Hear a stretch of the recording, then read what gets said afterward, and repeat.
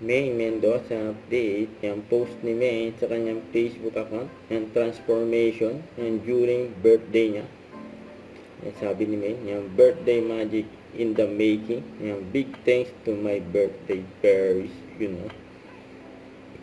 bongga yung birthday ni May, yung 30th birthday niya. Saka bongga din ang kanyang outfit, colorful. Yung na bagay kay May.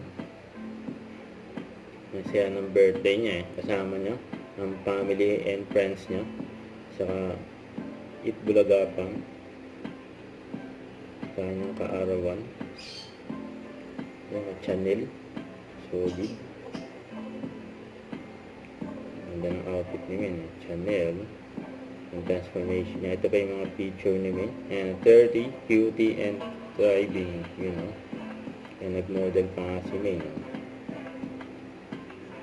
sa elevator. Don't forget to subscribe and click the notification bell for more update. This is Richard Reaction Vlog. Stay tuned for more videos. See ya.